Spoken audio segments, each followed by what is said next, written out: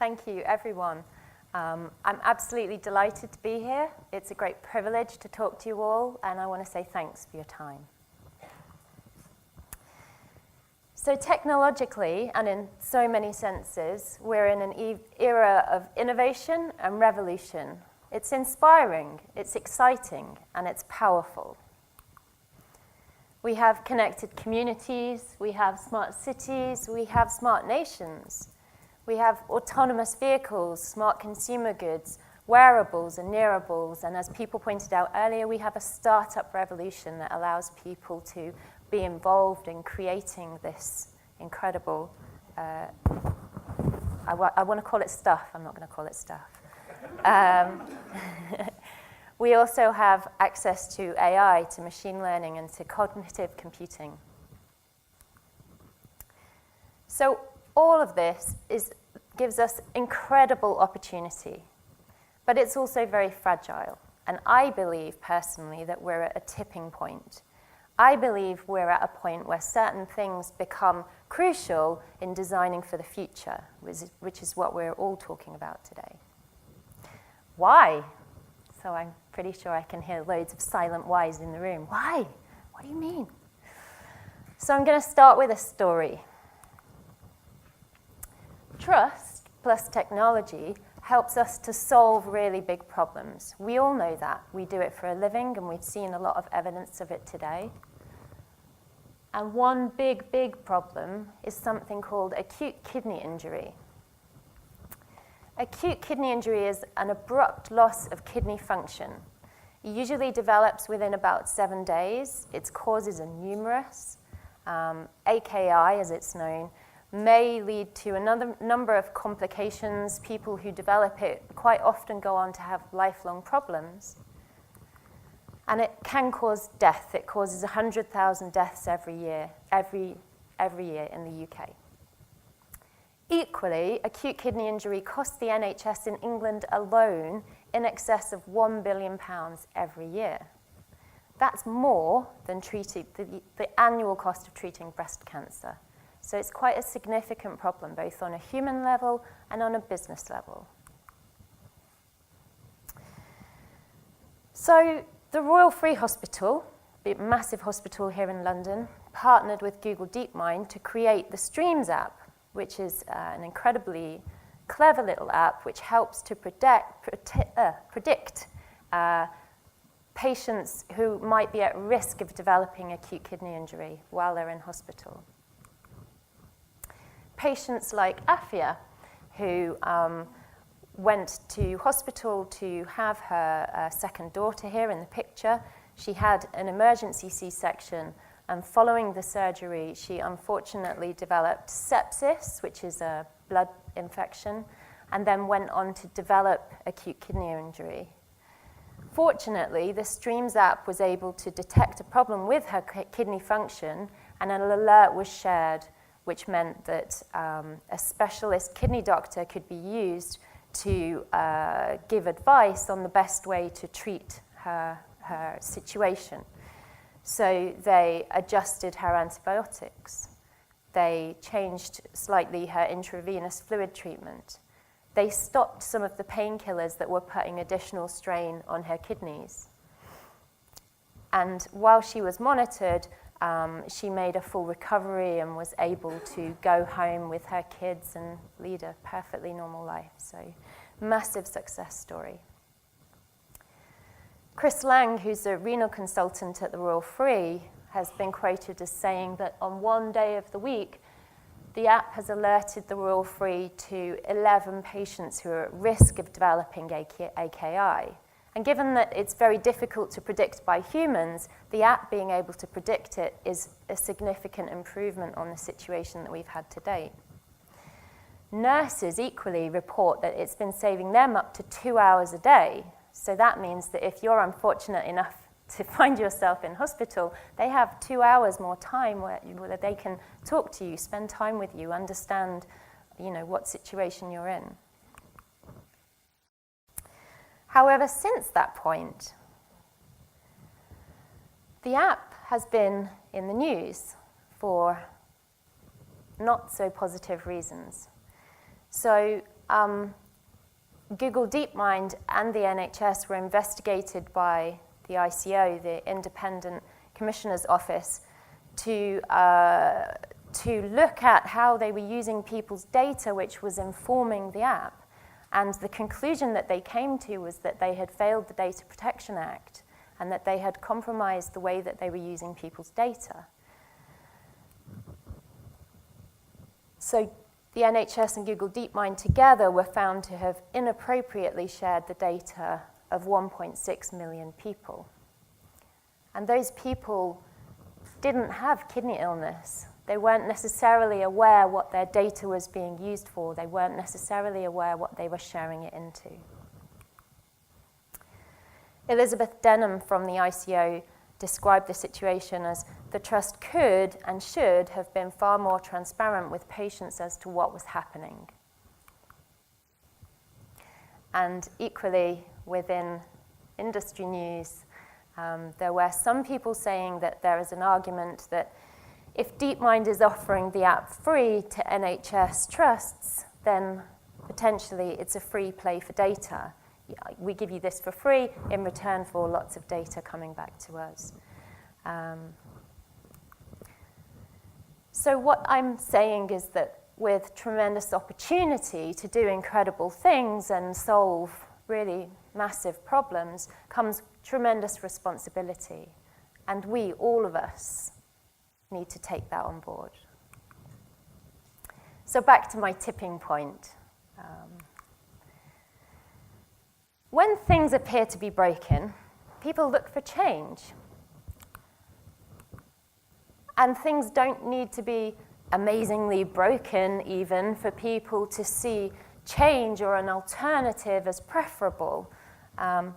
Change tends to be seen optimistically by default at the moment.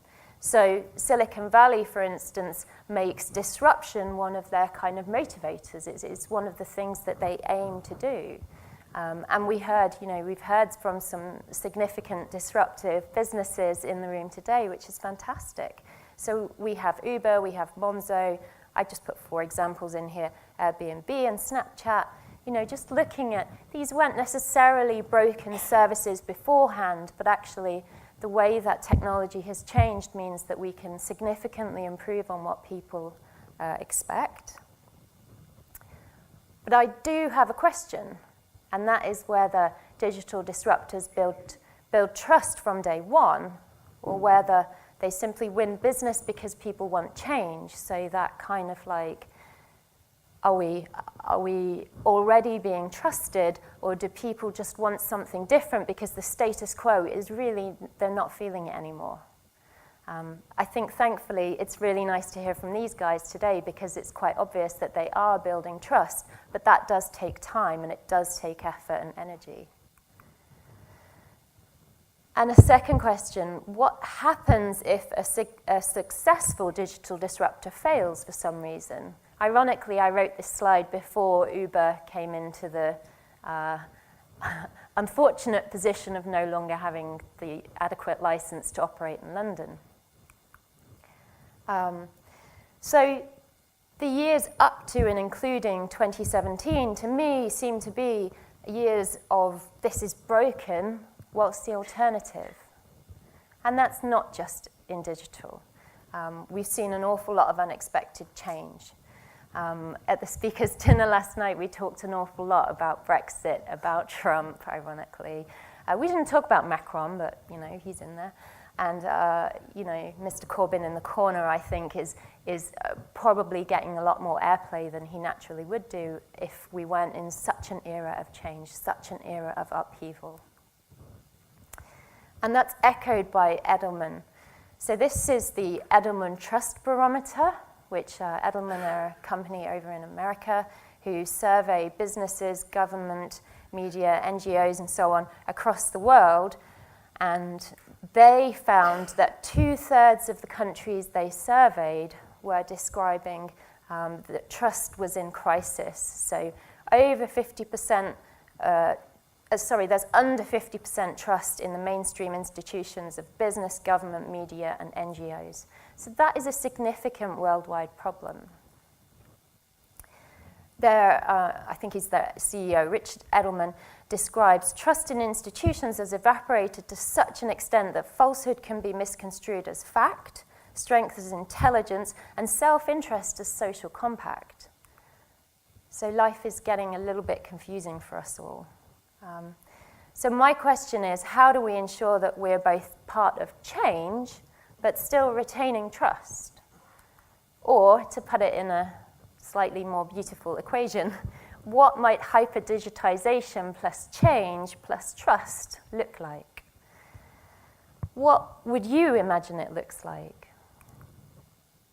So we got together with a few people around Nomensa, around other meetups within the Southwest, and we put together a few examples of what we think that might look like.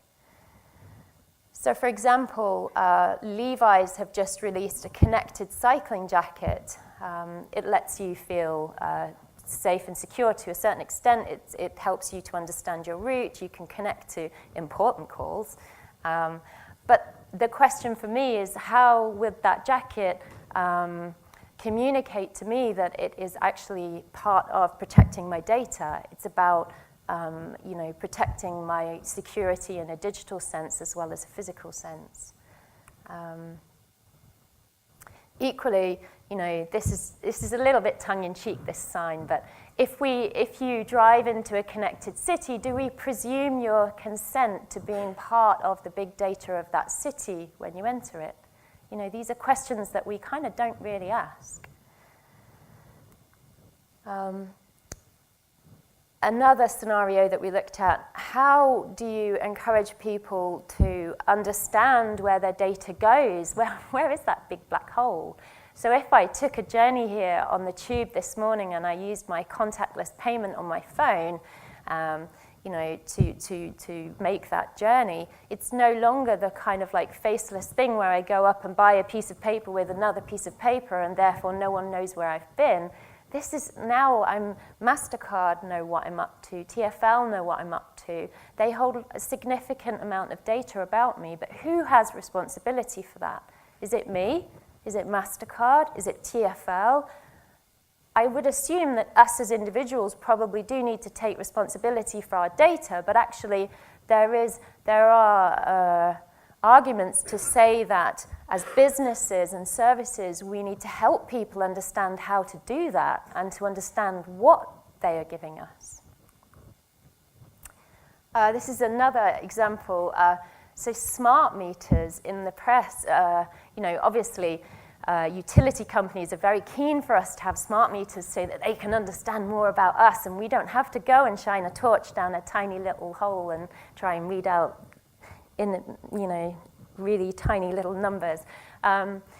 But actually, when you read about smart meters online, there's an enormous amount of distrust about them, about people kind of saying, well, they could be used to effectively blow up your home if someone reverse engineered their way into them. They can reveal lots of data about when you're away on holiday, that kind of thing. So my question would be, how do we make smart meters part of the solution to those problems? How do we convince people that actually they could be part of your home security system? They could be there to say to you, hey, do you know what? Don't turn the dishwasher on right now. Do it in half an hour because it will be cheaper. And it saves money and makes your life easier. It's not a significant thing disturbing your day.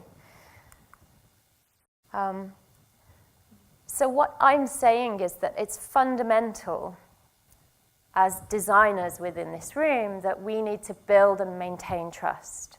And on top of that, we need to make the benefits of using our products and services more tangible, more visible to people. So how would we do that? I talked about finding a compass in a hyper-digitized world. So these are my kind of maybe my compass thoughts. So at a strategic level, building trust needs to be a strategy driver, says Sam Smith, and I really do agree with him. It needs to happen in the boardroom. We need to be talking very much about how we earn people's trust and how we maintain it, and how our compass as you guys talked about earlier, kind of keeps us heading in the right direction so that we don't go off-piste and we do have those guardrails. At a brand level, we need to communicate with our audiences so that they understand answers to questions like, what am I being asked to do? What am I sharing? And how does such and such brands, Monzo, Deliveroo, how does it make that easier? How do we make that simpler for people? At an institutional level, and this doesn't get talked about a great deal, we need more awareness. People need to understand what it is that they're sharing with us and vice versa. We need to have more transparency and we need to encourage public engagement. And I think, GDPR will go some of the way to doing some of this, but maybe not quite far enough. So building on that thought, there was a question that we posed at a meetup group in Bristol recently about, do we need a code of conduct? Do we as designers need something that kind of unifies the work that we do and gives us a little, like a, Brownie Guides point system or something? So we started to visualize what that might look like.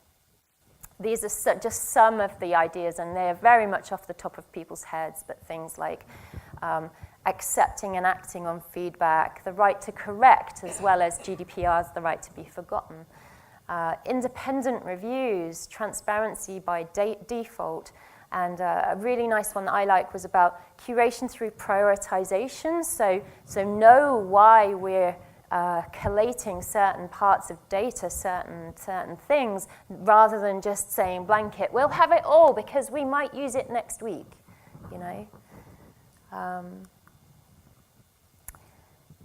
Could a code of conduct lead to some kind of accreditation? I don't know, something that's, we talked a lot today about holisticness, and I think that would be really useful to us, is some kind of way of measuring trust and building trust and then being able to show it back to people.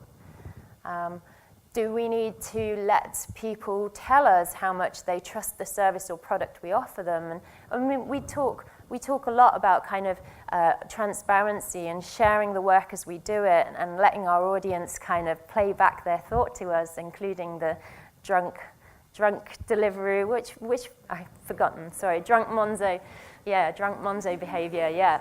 I really did love that. So, I think that's extremely valuable, and I think that the more ways that we can give people to have those conversations with us, that's great. Do we also maybe need to find ways of visualizing things like how much data you're sharing with us and the T's and C's kind of thing? Nobody reads T's and C's. We had a 15-minute debate about it at Ladies at UX in Bristol recently, where literally everyone in the room was going, I'm not reading the T's and C's. There was a little bit of a debate about reading a synopsis at the top, just to try and get the gist of it, but then most people came to the conclusion that that might be used to mislead you anyway. So, I think design challenges are extremely significant when you come down to the detail of trying to get people to understand how we might use their data, how we might work with them and gain their trust. And then I've rattled through my slides because I'm only 18 minutes through.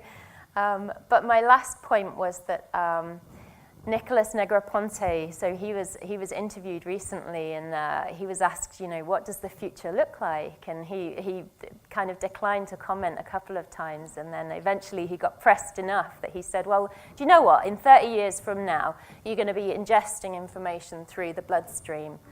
And actually, it's not that implausible, and it's up to us to kind of design for that and for people to understand what that means.